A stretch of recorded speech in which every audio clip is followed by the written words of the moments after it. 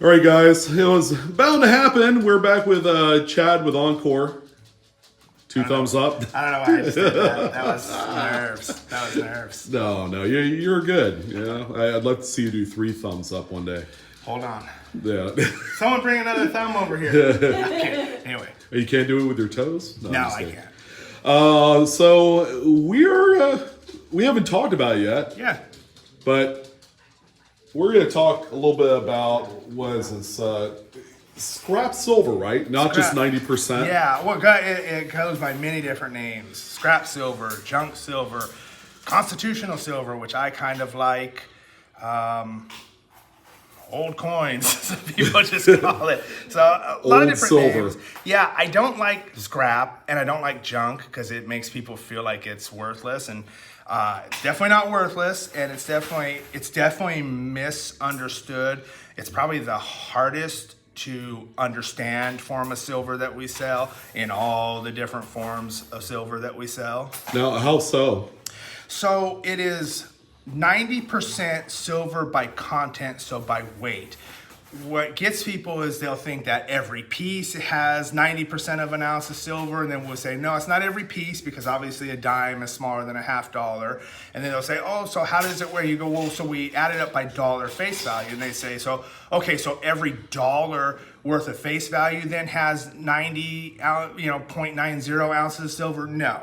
So everything, when they were making silver, our dollar was backed by silver and gold. When they were making coinage out of silver, everything was standardized. So if you had any amount of dollar in face value, so if you had 2 quarters and a $50, 10 dimes, 5 dimes, 2 quarters, if you had $1 in face value, when that was new and freshly minted, it should weigh right around 0.80 ounces. So 90% of that weight is silver.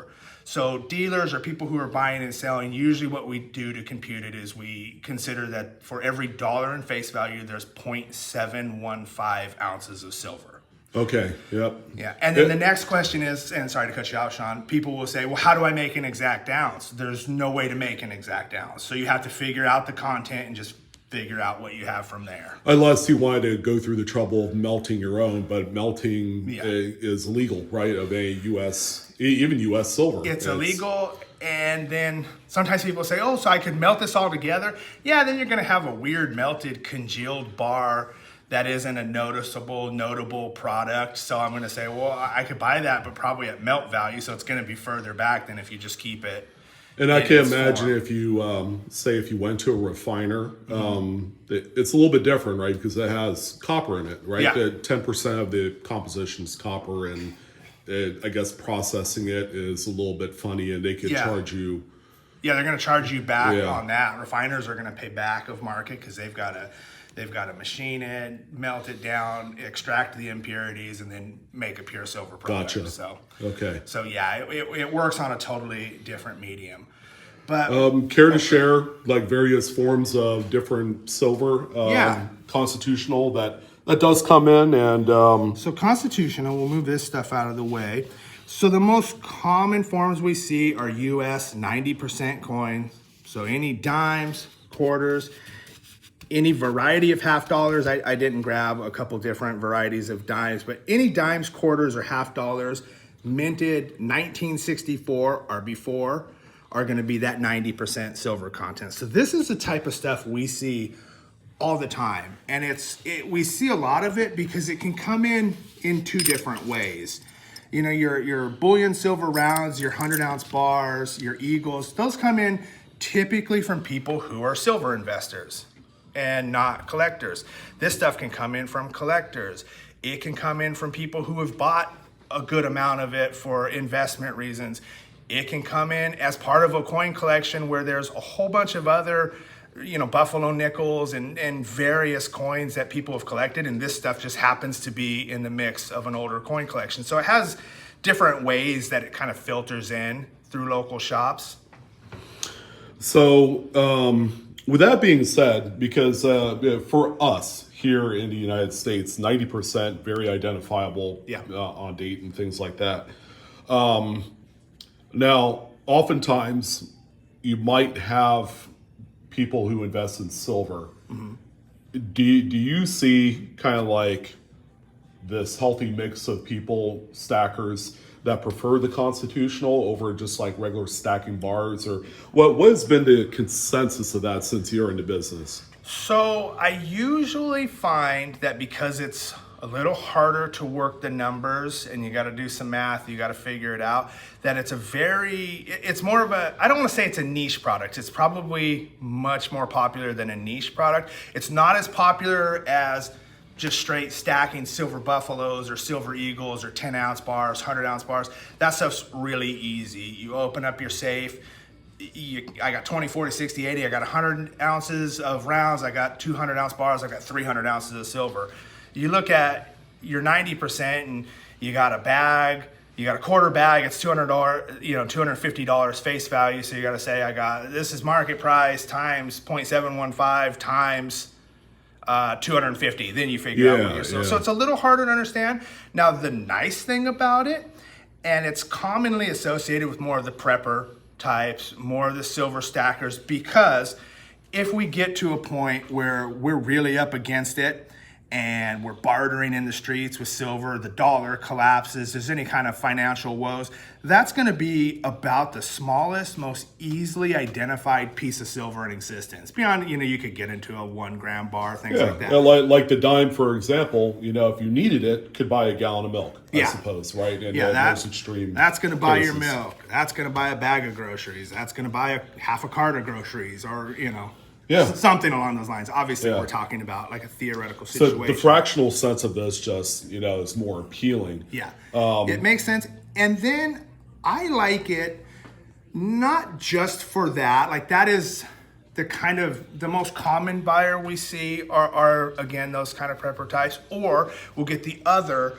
where they're silver collectors, or they're not silver collectors, coin collectors, numismatists, or they're looking to fill a book out, or they just like it for its numismatic value. That's hard to say, or because they like the cool old coins, the Mercury dimes, the Walking Liberty half dollars. And then we'll get the silver stackers who are like, oh, I don't want to mess around with that stuff because I'm not a coin collector. And I don't think it has to be either one of those two camps. I think you can buy this stuff and you can be a collector and a stacker at the same time, which is neat.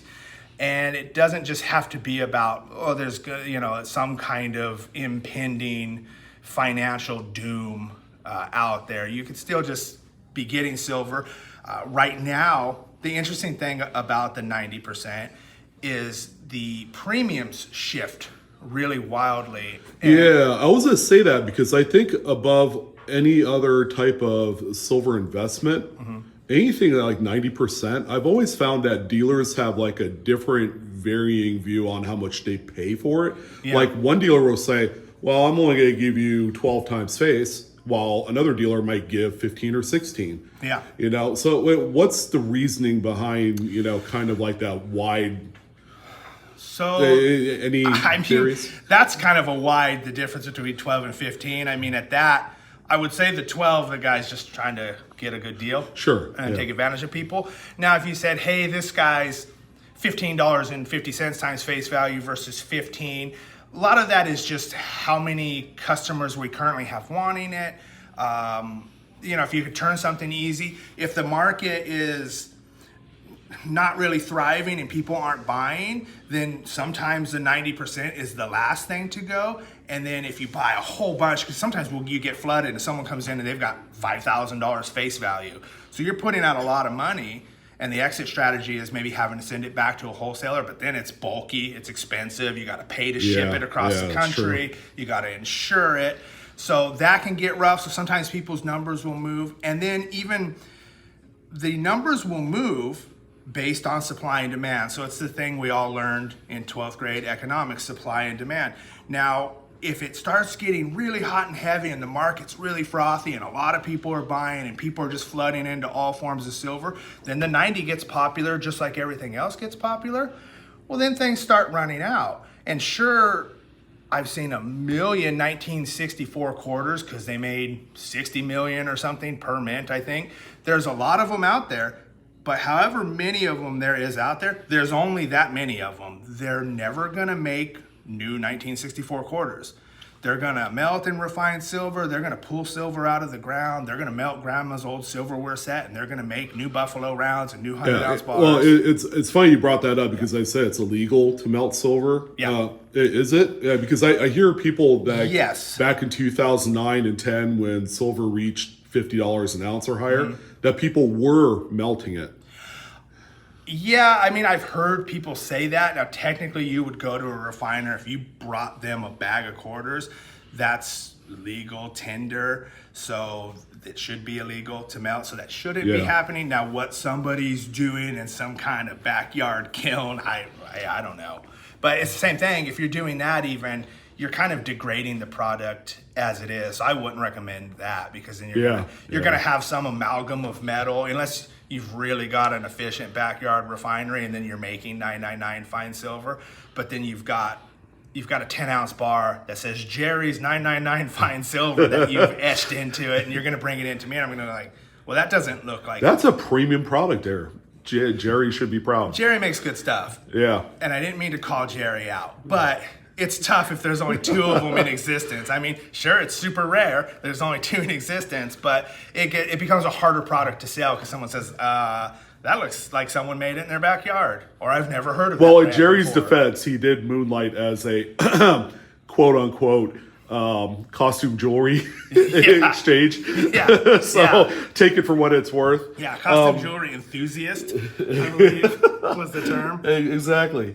All right, so you have $50, the quarter, and the dime. So as far as 90% is concerned, there's one glaring omission here on this pad, and that is a Morgan piece. Now, why is a Morgan piece like kind of like on a different plane when it comes to like $1 of, say, a combination of dimes, quarters, and all that, different from a Morgan piece? Because there was kind of like, there is a little bit of a price difference, whether we want to admit it or not. Well, and there is. So I do not consider Morgan and Peace dollars junk silver or constitutional silver.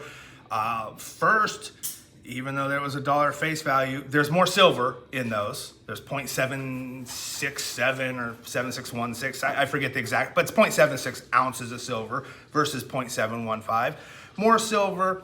Also, especially Morgan dollars, the market's always a little hotter on those. It's a popular coin. It's a popular collector coin. So those go closer to either gray sheet value or current wholesale value, depending on what the market's looking like, what people can turn them over for, which is always a little bit higher than just its silver price. Peace dollars a little bit less than Morgans because they're not quite as popular, but still more so than the 90%. So I don't really consider those. You know, sometimes people say, well, do you have any of those constitutional dollars? I don't consider those the same thing. And it's not usually brought up in the same conversation. Like if you said, well, today I'm selling 90% at 19 or 20 times face, that doesn't apply to those Morgan and Peace dollars. Exactly. Now, does that also hold true with like problem coins, like cleaned or anything like that? They all still seem to have a little bit of a premium. As far as you mean, as far as the Morgans, even if they're cleaned, I mean, you might get a little closer if it's what we'd consider a coal, so it's been coaled from the herd. So I mean, a hole, massive rim dings, massive rust, something like that. You're probably going to get closer to that value because there's a lot harder of a resale value when you have a coin that looks like it got hit by a train is going to be probably closer to its silver value. Now, from a dealer's point of view, because I think people, have wondered this, and it can be like forbidden fruit. Like, this is something that dealers don't traditionally talk about. Right. Margins, are they as razor thin on 90% as it is on like generics and various other things? I think people are a little misunderstood there as well. Yeah, so it depends. Margins, if you walk into any coin shop or you're buying stuff online, margins are razor thin no matter where you go. It's a volume business where we've got to turn a lot of inventory at razor thin margins. So 90 is going to work the same way. Now, that same supply and demand, it kind of bounces around, and it bounces around more radically. So everything's kind of crept back in the last 3 or 4 months compared to where it was last year. For a while, 90 was really booming. Distributors were having a hard time getting a hold of it. We're having a hard time getting a hold of it. The desire for it was higher. So I was having to pay or charge people, I think it was at its height, $11 or $12 an ounce over face value. Wow. But that's because I'm having to buy it for a dealer for, if I'm charging 12, I want to make, between 3 and 5% depending on the volume that we're selling. And so, we might charge, 3 I think to 5% at the time, over. because I was buying 90% a year ago, I think it was like, it could, depending on the day, it was like either 28 to 32 times face. Right. Which is like, today it's like, oh, that's crazy. Yeah, because yeah. now it's back to normal. Yeah. Right now, if you walked into a shop and they're like, oh, we're at 28 times, they're trying to rip you off. 6 months ago, if they're at 28 times, that's because they're having to pay 27 and a half times to get it. Yeah. And then this is if we're dealing in volume. Of course, little onesie twosies, handful of stuff works a little bit different. But if somebody walks in here and they're like, hey, I want to get $10,000 worth of 90% silver and I don't have it and I've got to order it for them, then, to make that percentage, to make it worthwhile to be able to run a business, we just have to kind of pay what the market dictates. So this same applies for dealers as applies for people who are buying. When there's dramatic shifts, it can be hard. But that's also why sometimes it's a really good buy. So like right now, 90% is awesome because the margins are super slim on it. You can get it at a good deal. It's way less over, you're probably at $1.50, $2 an ounce over spot, maybe even a little bit less if you can get a good deal on it. Versus, like we said, that time before it was probably $10 or $11, $12, $13 an ounce over. But you could sell it for more back then. So if you hit it now and you stack some of it up, when we hit that next swing, because it's inevitable, things always kind of ebb and flow. Oh, sure. Yeah. All it takes is one weird news story about a bank failing or something. Exactly. To kind of... Yeah, or I don't know, ignite. big, important presidential elections or anything like that. Yeah, it's not that time of year, right? Yeah, exactly. So, and it used to be like a real...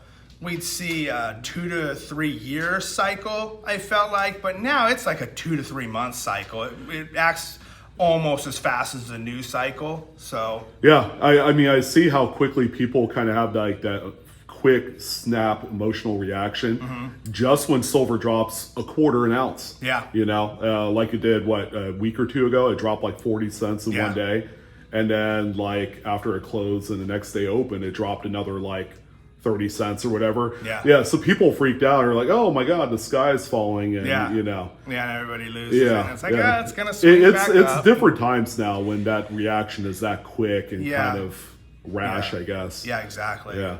So we covered the 90%. Now, there are various other countries that did offer their own, type of silver. You care to explain kind of like a small sampler of something else that we can do a small sample. There's a lot of different coinage throughout history that's got a lot of variations in silver, and that's what's tough. Like when you talk real true junk silver or constitutional silver, we're talking about the 90%.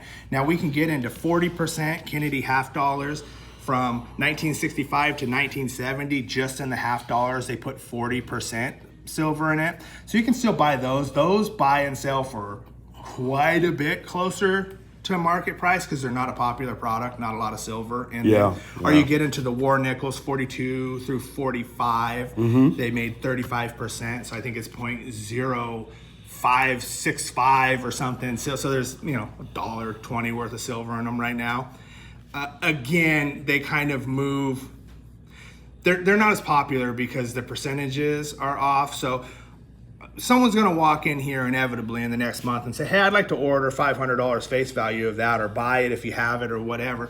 The next person who says, hey, I want to get a $500 face value bag of Jefferson war nickels will be the first person who I've ever heard that from. It's it's not as popular. You get people Yeah. buy a tube of them here and there. Yeah, I was gonna say it's more of like a supplemental product. Yeah. Maybe not necessarily to a stacker, but just for someone that's like, oh, that's pretty neat. Yeah, it's kind of cool, or Yeah. oh, that'll fill my book, or oh, it's a neat part of history. Then you get into the foreign stuff, and if the 90% stuff is confusing, the foreign stuff's all over the I was gonna say all over the world. It's all over the map. Yeah, it's all over the map. Not much better. Either way we go, it's a dumb pun. I mean, then you get like Canada is unnerving. They're like, these years they put 80% silver. These years it's 90. These years it's 50. Or, I mean, best case scenario, you get stuff. There's certain things that came out of Mexico where at least they print on the coin 720, so that's 72% silver. At least they were nice enough to tell us. But you got 72% silver, you got 80% silver, you got 50% silver. Trying to keep it all in order and memorize it's difficult at best. This stuff is for like real avid collectors, or we definitely won't see people like, I'm going to get in on cheap silver because in the zombie apocalypse, I'm going to trade this. In the zombie apocalypse, someone's not going to have a manual. Isn't that another misconception? Yeah. It's like, I'm going to throw a curveball to my dealer and say I want foreign silver because I feel like he or she can sell it for cheaper because, it's foreign. It's like it's a mixed bag, literally. Because when was the last time you had someone that came in with a bulk of it? It's like, I have to separate this out. Yeah, and that's usually where we see it. We don't see like someone doesn't come in with a 250 peso bag of silver. Of the same thing, right? Yeah, it doesn't work that way. Someone says, hey, Grandpa passed away and we inherited his coin collection, and oftentimes Grandpa was in the war, and while he was over in service to the country, he was in foreign areas and bringing back souvenirs. So we'll see stuff filter in, and you go through a bowl of coins. Most of them aren't silver, but this one is. And then we got to check the manual. And I don't know if you've ever seen the manual, but this is just 1801 through 1900. So then we start going 1700s, 1800s, 2000s and on. If we get to the fall of man and it's Mad Max and people are rioting in the streets and trading let me silver. see this. Who made this? Pacific Bell? No, I'm just kidding. So I mean, we get to the point where we're like, I gotta go trade some of my silver for some eggs. Your egg vendor's not gonna be like, well, hold on here. I see you've got that half crown from New Zealand. It's probably not going to work that way. Again, we're talking about a theoretical situation. If it is rioting and looting in the streets, maybe that is going to happen. Maybe we'll all have apps on our phones that easily identify what it is. But, at that point, the electric grid's probably down anyway. So it's probably not. Sorry, no internet. You're just going to have to use your best exactly. guess, I guess. Yeah, then you're going to just... There's going to be some guy named Old Clem, and he's going to bite every one of your foreign coins and say, well, that's 80%. So, all right, cool. Well, hey, in closing, a little bit of a kind of like buyer's guide type of thing. What's better, buying a little bit of quantity, or if you had the ability to buy 90%, it's always better to buy like big, chunky, kind of like $100 face, $1,000 face. What's going to give the best theoretical bargain? So with those aforementioned razor thin margins, every dealer out there, it doesn't matter if you're a mom and pop shop, family owned shop, or you're an online mega store, everyone's razor thin. They've got the more volume, the more profit.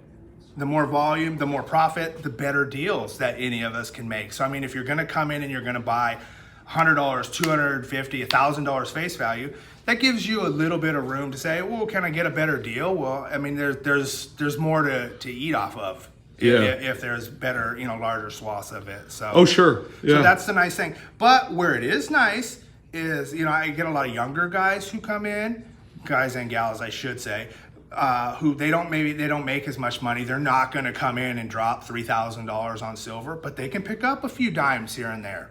Pick up a few dimes, make it part of their collection, throw it aside, and over time, it starts to add up real quick. Yeah, well, that's great. I mean, have you been having younger people come here? Yeah, on occasion. Yeah. I mean, you are in a little bit more of a hipster neighborhood compared to your last. So yeah, I mean, we're definitely hipsters, even ourselves. I think April and I both identify with the hipster movement. No, I'm kidding. But we've been seeing a lot of younger people coming in. Like just the other day, I mean, quite a bit, huh, April? Yeah, definitely. I'm noticing. Even parents bringing in their young kids. Yeah. Yeah. Wow, Yeah. that's great. That's what's nice. And then younger kids who get interested in it, it's nice because they just start piling stuff up over the years or getting little bits here and there. And before you know it, you got several $1,000s worth of silver socked away. And if you don't need it for the end of times, you have it in case of an emergency, or you have it for when you graduate high school, or you need to buy a car or something like that. It's all good stuff to put away. Yeah, just another store of money, Yep. which is cool. So I mean, anything else to add? I mean, you pretty much covered all the bases, and pretty good topic for 25 minutes. Yeah, sorry. That's every time I'm like, oh, we'll probably cover this in 5 minutes. I just yammer on. It's like you just tapped into my love affair. I'm gonna Yeah. go ahead and talk about this for half an hour. And it's kind of an intense topic because there's a lot of math to it, but once you kind of understand it, it's pretty straightforward. So I think we covered it, Sean. Unless you want me to go on another hour and a half, I can. I don't think I have enough storage on my on my phone. We'll have to do it. We'll have to do it part 1, part 2. Okay, yeah. So Junk Silver, the return. the return, part due. Yeah. All right. Well, Chad, thank you, sir. I Yeah, appreciate it. Yeah. Anything else to end on? Maybe a little shout out to your social media. Yeah, and your shout out whatnot, social media. We're on Facebook, Encore Golden Coin. Instagram, Encore Golden Coin. Online, www.encoregoldencoin.com. We are on Whatnot now, doing auctions. Check us out there. We're trying to do different stuff and have fun. We're also on Encore Golden Coin on Whatnot. So Encore Golden Coin is not hard to find. Just look for Encore Golden Coin. That's gonna haunt people's dreams right after this video. Yeah, sorry everybody. Well, thank you. All right, thanks a lot. All right. Say bye, Chad. Bye. All right. See you guys.